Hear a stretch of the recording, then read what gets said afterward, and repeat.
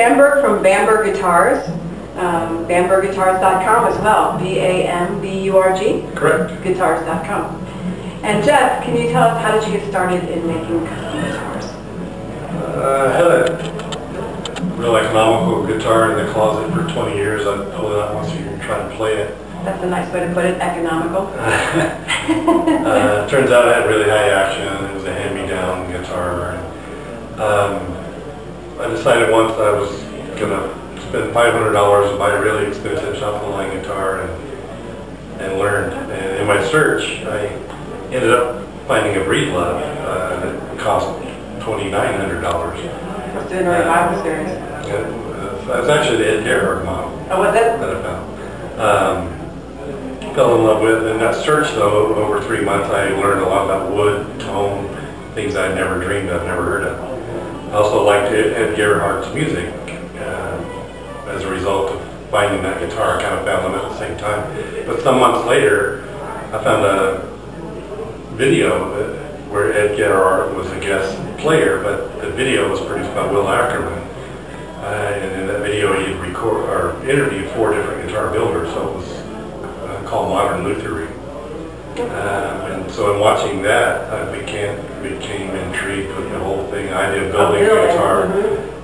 So some years later, I got a kit, gave it a try, and never stopped. So how did the first one come out? It's never been played. It's still in 2 pieces in a box. Oh, is it really? Yeah. Oh, interesting. It became a lab, but that was about 7 years ago. The second one turned out pretty well. The workmanship was good. I didn't understand much about bracing the top, and so it was braced too lightly. Did you do this all on your own? No one was teaching you? Not hands-on, but there's such a wealth of information on the internet and books now. And what I found too is that a lot of the builders are self-admitted old hippies, and sharing information is just not a problem. So I haven't met a guy that hasn't been happy just to tell me what he did and how. And so it's a great group to be in. Very refreshing. Not a this is mine and I'm not going to share it with anyone. Right. Community. So it's great. Do you have favorite woods that you like to work with? My favorite so far to build a guitar that has the voice that most closely matches the sound in my head, which is what every builder is trying to do, is Macassar ebony with a Carpathian spruce top. Oh, wow. And ebony is a bit denser than rosewood. Do you have one of those here? This guitar is similar. It's the Levy's ebony, which is the same species. It's a really pretty grain there. Can you see the grain through there? Where Macassar would be black and tan striped. Okay. Or this is a little darker. But to my ear, that gives a very good overtone content and a very quick response. And what do you like to use for the top? My favorite is Carpathian, which is Adirondack spruce from Europe. Oh, okay. Adirondack. Do you use a lot of Adirondack? Not a lot, but yeah, it's harder to find. But, it's a nice wood. Great. Now I see you do kind of a modern twist on your guitar. If you can turn it around and show what we have as a sound hole on the side there, and tell us about that. These began as a player port, it's called, or a monitor for the player to hear. Okay. My understanding is actually this was a kind of in vogue maybe 50 or so years ago. Really? Okay. It didn't last long, but now it's back, and so originally sort of a monitor for the player, or so they could hear what the audience hears. But it turns out it also changes what's happening with the box. The guitar's an air pump, and we didn't arrive at a 4-inch hole by accident. It has to, like if you blow on a Coke bottle with a certain amount of water, you get a tone. You empty some of the water, you get a different tone. That Helmholtz principle. So is your sound hole smaller? Slightly smaller. Is it really? Okay. To accommodate for the hole on the side. Now the other thing that's very interesting about this guitar is that your frets are at angles, and as well as your bridge. Can you tell us why and about that? Yeah, this guitar was more designed for alternate tuning. Oh, okay. Players that like to do a lot of drop tune, maybe an open G, open D, C. And so each string basically has its own scale length. From on the treble side, a 25.5 inch, about like a standard guitar, to to a 27¼ on the bass side. And then you just simply connect the dots between those two scale lengths. Oh wow, it's really fascinating.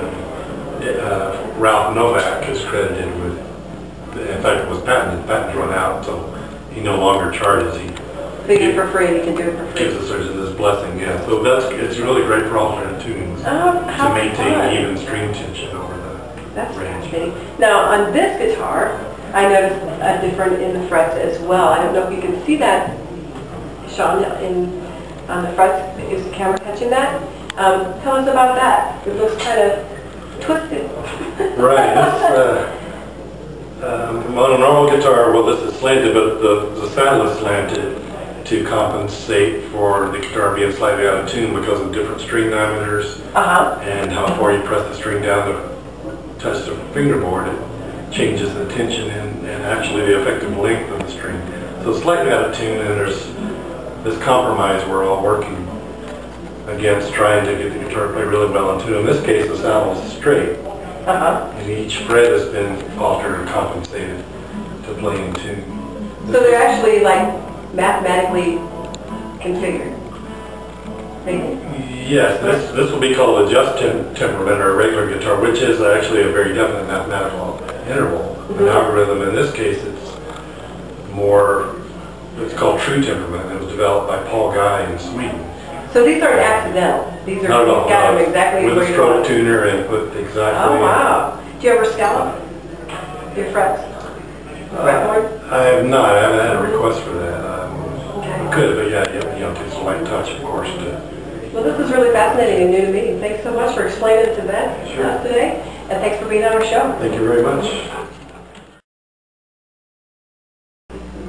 This is Russ Broadway from Denver, Colorado, and you see he's got some very unique, modern design guitars.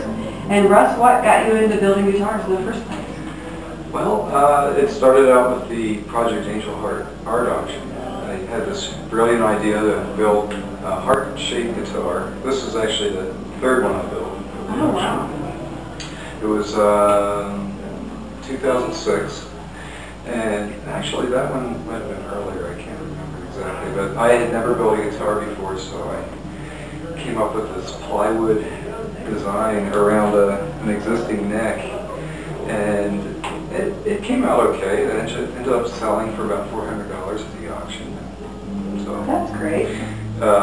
This is the third year that I built it. This was more of a traditional build guitar. After I learned how to build my first guitar, learned the right techniques. So this one's still in the family. My girlfriend's sister won it in the bid, so I get to show it still. Now, do you have favorite woods that you like to use? Mainly Sitka spruce and mahogany so far. Most of them are mahogany back inside and spruce, spruce tops? Yeah. Okay. And you use a certain kind of bracing? I see that one of your guitars has a really unusual bracing in here. Yeah, that's, you probably can't see it. It has a brace that runs from the head block to the tail block. They kind of give it more support for the strength of the strings, and the idea was to build a light top that resonated better. But in the end, I over-braced the top, so I don't know if the internal brace is really doing any positive thing. This was my experiment to be more of a hybrid arch top, flat top style guitar. Finished this about a week ago. And what about your finishes? What can you tell us about your finishes? Just traditional. It's actually lacquer, just out of a spray can. Mostly a hobbyist guitar maker at this point, so hoping to learn more about it. Did you do your own inlays in the neck? I did, yes. Did all the fretwork and inlays on there, on these two. This was an existing neck that I basically just polished out. So. I would ask you what is unique about your guitars, but it's pretty obvious. They're very unique. It's real interesting here. I enjoy doing non-traditional type things, experimenting with new designs, and I have all the respect for the traditionalists. I would love to be able to make beautiful sounding guitars, and working in that direction. So Well, Still thank you a so learning much for process. being at our show today. Oh, you're welcome. Good. Thank you. We'll let more Thanks people for- in the door.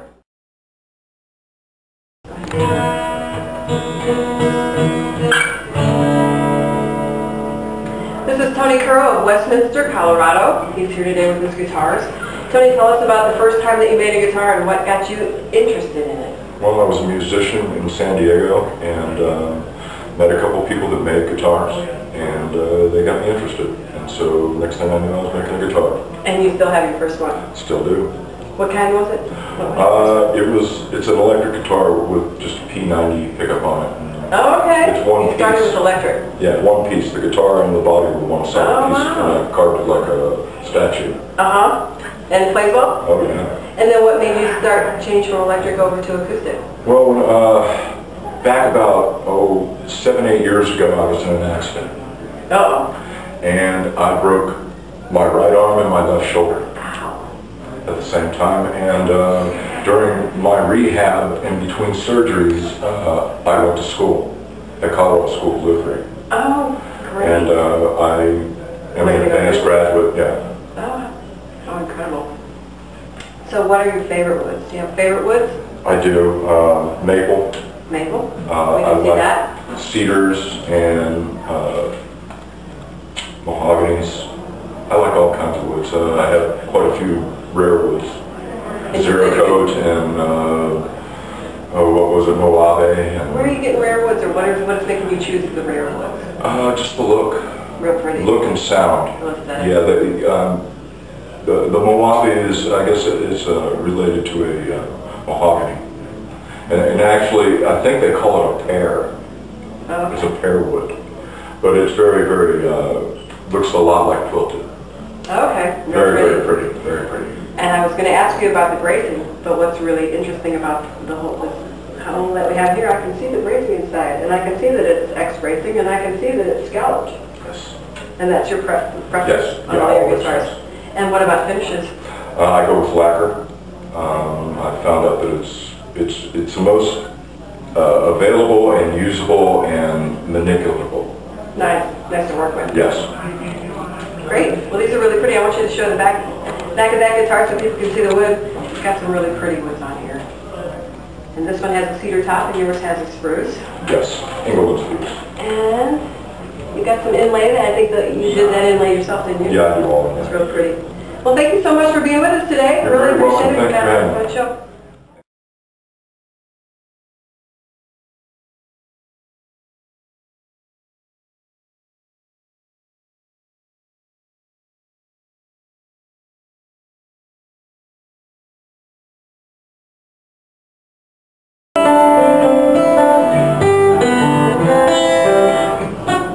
Haven't played for a while.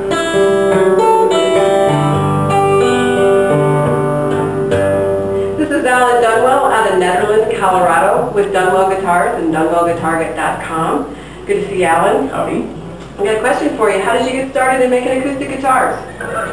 Probably like a lot of luthiers, I made the mistake of thinking I could build a guitar cheaper than I could buy one for. And that was back when, a silver tone from Sears was like $35, but, a farm boy with no money, I thought I'd give it a try. And I probably spent $60 or $70 by the time I was done to have a guitar that wasn't as good as a silver tone. What happened to your first one? Do you still have it by any chance? I don't. Actually, the first one that I built was cut out of a 2x12 plank, and it was going to be an electric guitar. Oh, okay. It never finished. So you started electric. I'll start electric too. So your second guitar, was it electric? Yeah. Okay. And that was clearly not my calling. Okay, your niche. Acoustic guitars, but that was the folk era. Okay. So Peter, Paul, and Mary, and three-name bands, and all that sort of thing. So that was what we were into at the time. So then you turned to acoustic. Mm-hmm. And do you have favorite woods that you use on your acoustics? It depends on what the person's looking for, in a big way. If someone is wanting sort of all-around, do-everything guitar, or particularly if someone is going to be recording in the studio, I'll go with mahogany. It's just hard to beat. Really? Always Okay. makes a wonderful guitar. Uh-huh. If you can find good true mahogany, that's sort of the best thing you can do for Then do you go with all-around cedar top? workhorse. Pardon me? Do you go with a cedar top or a spruce top with that? Most of it's spruce top. If somebody's doing fingerstyle or parlor size guitar, I'll do a cedar top.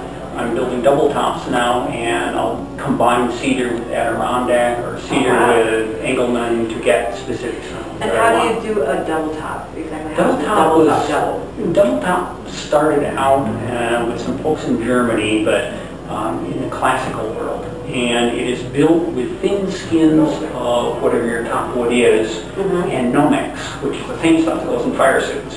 But it's a aramid fiber, and it's honeycomb shaped. So by the time you have a thin skin Nomex and another thin skin, you don't have a sandwich, and all those little honeycomb things make vertical glued on pieces like a big I-beam. So it's going to be a very, very strong, stiff top with less mass. Okay. So it's very responsive, very uniform, and you can do wonderful things with it. Oh, how interesting. Now, This is a double top and a double back. oh, okay. Explain a little bit more about this guitar. It also has Okay. hole in this Has a side. sound hole as well. A sound port is what they're typically called. And your woods are? American black walnut. One domestic wood I really like. And this has Adirondack. Both This is an inner and outer Adirondack? skins are Oh, Adirondack. an Adirondack on a double top. Yes. Okay, Yeah. got it.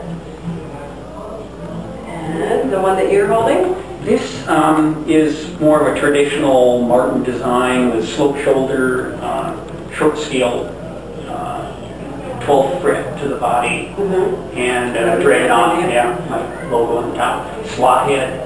This particular one is made out of bolted mahogany that I got from a fellow. It was a good find, a little hard to get that. Pretty binding too. Yeah, I kind of went overboard, but I think it works It's well fun. with green abalone heart, both top, back, and sides.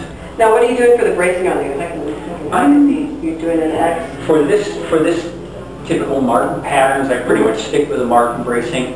This is a design of my own.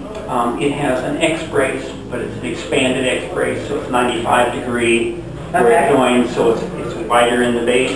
I also use just a single tone bar in there that is symmetric. It goes straight across between the lengths of the X brace, and then it's scalloped and carved. I tune all of my tops, both with tap tuning and with clodney patterns, where you drive it with a speaker and a glitter or something on top. Okay. So I use the combination of both the tap tuning and the clodney patterns to get the free plates to frequencies and patterns that I want. And it's a long process. Over time, you learn to do that to get the sound you want out of it. Well, they're both beautiful instruments. Thank you. And we really appreciate you being here today. And again, you're Alan Dunwell, alandunwellguitars.com. Thanks so much. Thank you.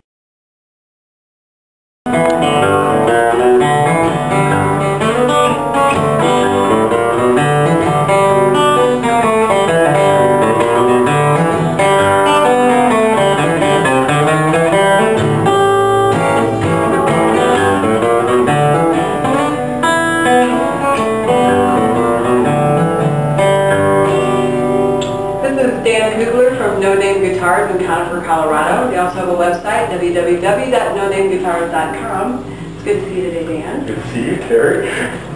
We would like to know what got you started in making guitars.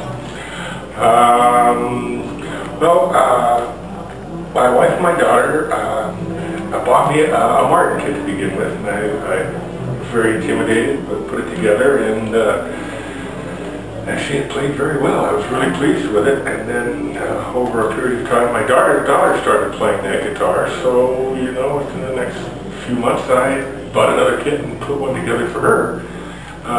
And then after I'd done two, it became a compulsion. I had to have a guitar going all the time, and that's when I started bending my own sides and setting up a shop to do it. I love your product. Thank you. Can you tell us a little bit about the woods you choose and your bracing and your finishes? And Well, I choose all different kinds of woods. I don't know that I've actually made two of the same guitars, but I've used everything from Brazilian rosewood to koa to walnut, maples. And I have the advantage that most of the large manufacturers don't have, and that I can use these kinds of woods because I have control in the quality of the instrument because I do them one at a time, whereas with Martin or Taylor or other large manufacturers, when they're building 200 guitars a year or a month, they have to be very specific in the woods that they use. They have to have straightest grains so that they can guarantee the quality from one instrument to the next. And that quality also is that the sound of one instrument to the next is usually very close to being the same. Whereas my instruments, I can adjust the sound to different woods. The bracing that I use is still a Martin style bracing. I think that they gave us a great pattern. CF Martin did with his X bracing. I use it. And you're scalloping? And I do my own style of scalloping to get the different sounds that I want out of the instruments and trying to get an evenness all the way across. I think that's the goal is to make sure that the instrument is even all the way across the strings.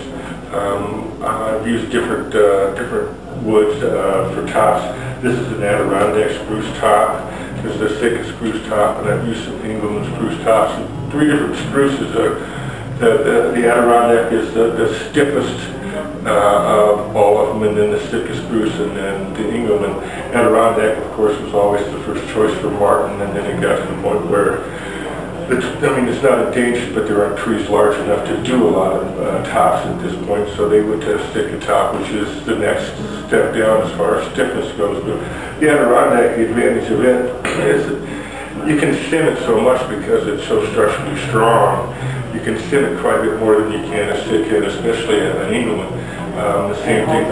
Yeah, the same thing with the bracing. You can pull the bracing down to where it's very, very small compared to what you have to have on an Engelmann or a Stick-a-top, so that you can get more sound out of it. You get that extra vibration out of it that you can't normally get out of other guitars.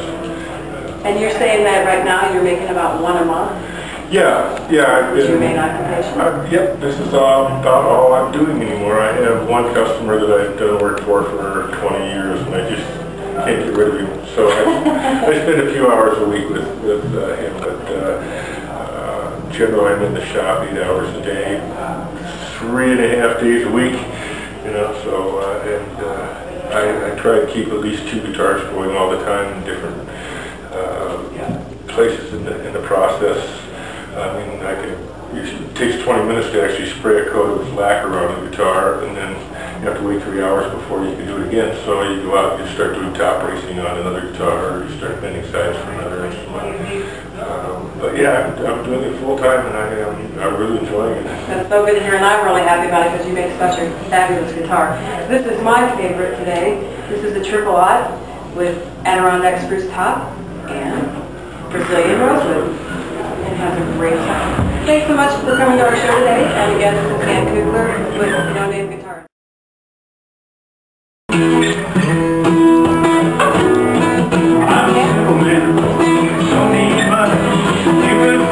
Lovers touch.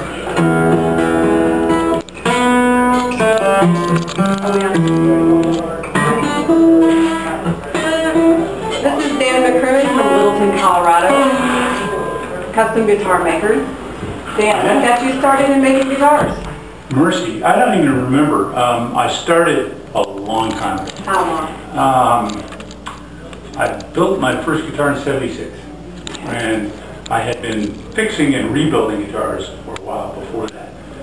I still have my '76 guitar. It's been rebuilt once, and it's the ugliest thing on 4 legs. What kind of guitar was it? The one that you made? It was one that I made, a the triple O shape, because I had always wanted a triple O 12-fret guitar. Then I built 3 or 4 more, and then I stopped. And I came back to it when I was close to retirement as a teacher. I'm a performer as well, so I performed a lot of years. I came back to it in 07, 05. And I again wanted a 12-fret triple O that was better than the ugly dog I had. So I built one, and it turned out so well I just started building it. And at some point someone said, "Would you build me a guitar?" And I said, "I certainly would." So I have built for one young man. I built 2 guitars for him. built 2 guitars for another fellow who bought one of my guitars out of his shop and came. Oh wow, found you. Came to me and said, I want another of a different kind, and there's a guitar on consignment in here. Right here. And so in a sense, I'm a beginning builder. So my guitars are priced, how you say, reasonably. But you got to get some guitars out there before you can get what the guitar is really worth, I think. And so my prices are reasonable. And, this is a. I see you kind of do a tradition, more of a traditional guitar. I'm a traditionalist. Do you have favorite woods that you use mostly? Nothing springs to mind. I do have a favorite Honduran mahogany for necks. That's going to be a limited time because Honduran mahogany is getting scarce and it's going to be site certified just like Brazilian rosewood is now.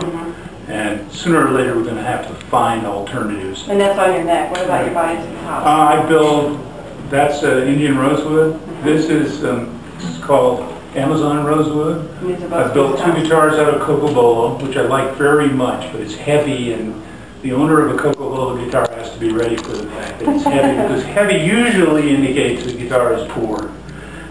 Lightness is a good quality in a guitar, but with cocobolo, it's unavoidable. It's a heavy wood, it's a dense heavy wood, and it produces a very warm sound.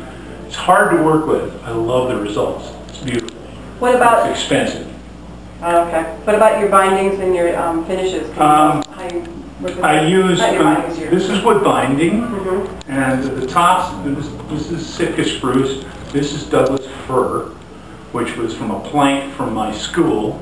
Oh, wow. It was a bleacher seat, and I just, it was nostalgic. I wanted to have a guitar with a bleacher seat top, and it just happened to turn out that it's fabulous tone wood. And I meant to say bracing. Bracing is, I'm a very traditional builder. This is like the Martins? They're braced like Martins and other X-brace guitar, not ladder braced. And scalloping? I scallop most of my braces. I don't scallop 12 strings. I taper 12 strings because I want them to have a little more strength. There's a lot of tension on a 12 string. Finish, I use French polish. French polish is an ancient process using shellac, oil, and alcohol, and lots of sweat. Is it a time-consuming process? My friend who does lacquer finishes says in the end it's not any more time-consuming than lacquer finish, but it has some advantages. It is non-toxic. Okay. You can do it in, I can do it in my basement. If I used Everclear instead of denatured alcohol, I could drink it. It's beautiful. It is a real pretty finish. It is acoustically virtually transparent. It has some disadvantages. Since it uses alcohol, it will spot if you get alcohol on it, or even you can even wipe the finish off. It will water spot if you get water on it and the water stays on it. But then that's true of a lot of finishes. Okay. Now this is... Wait, Okay. There's a caveat to that. You can fix it. Because it is French polish and shellac, you simply sand it down, get out the French polishing material, and repolish it. This guitar was in heat, in hot temperature, not in heat. It was, on a very hot day, and the bridge pulled up, and the top actually melted. Oh, wow. I sanded it out and refinished it. It looks great. Now what can you tell us about this guitar? This is one guitar that we do have some time on here at Acoustic Music Revival. This is built after Bruno, turn of the 20th century. Well, they built everything from Sears Roebuck style guitars to very high-end guitars. This is called a parlor guitar, and at that time it was... that was the standard at that time. At that time, ladies learned to play the guitar, and you had a guitar in the parlor. This is a parlor guitar. It's very small. It's Indian rosewood and Sitka spruce and Honduran mahogany. I use a built-up neck rather than a one-piece neck. It's stronger and it uses less wood. Well, and I can confirm this little guitar has an incredible voice. There you go. Some blues player ought to buy this because... It's a great guitar. Because